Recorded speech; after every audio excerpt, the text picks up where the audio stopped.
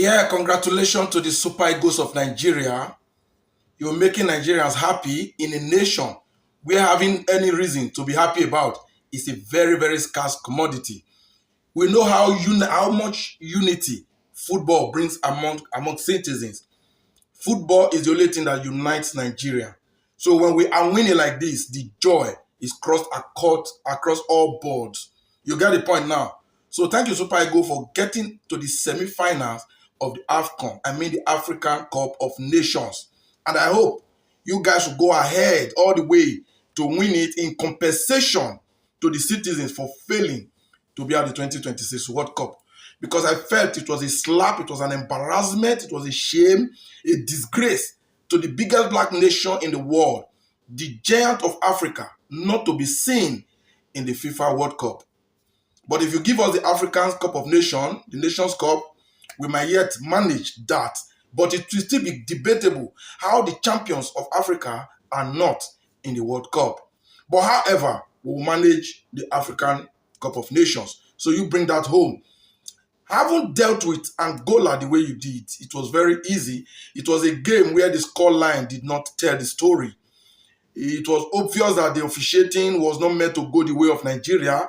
That is why I can see a goal clearly scored and it was not given.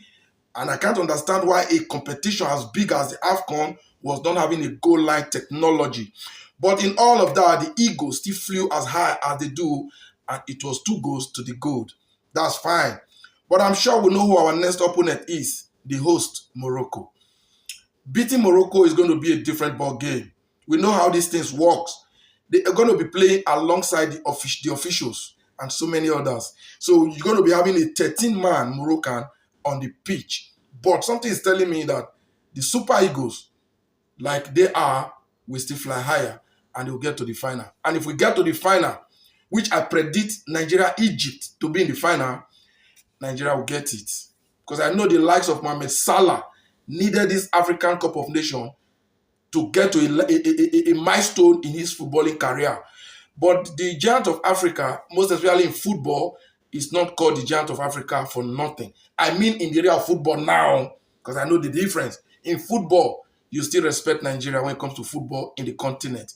So in a nutshell, the Super Eagles of Nigeria, I just want you to know that at this point, getting to the semi-final, you've taken the hopes of Nigerians very high. We are now setting sights on the trophy.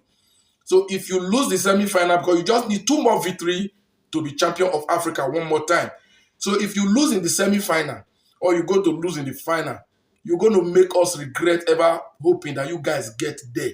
Because we'll now begin to say, why did they just leave at the group stage? We would have forgotten by now. Because the heartbreak of when you leave in the group stage is not the same as when you lost in the final or in the semi-final.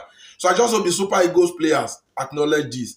And Victor Osimhen, best striker in the world. I don't say that out of patriotism, but I say that based on fact.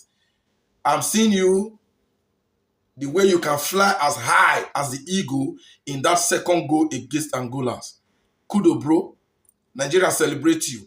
But we need to see more of that against Morocco. It's not going to be easy, but we'll trust you guys to do it. So meanwhile, my fellow compatriots, congratulations. It isn't easy. The Super Eagles have been flying just indeed like the eagle, higher than every other bird in the sky. And they've got into the semi-final in a grand style, undefeated, not even a single draw. You get the point now. So I'm proud to be a Nigerian when it comes to football. But our politicians make us regret being Nigerians sometimes. But in any case, we look forward to the encounter between the Super Eagles and the Morocco national team. I'm sure we will win. And I'll see you then. Thank you.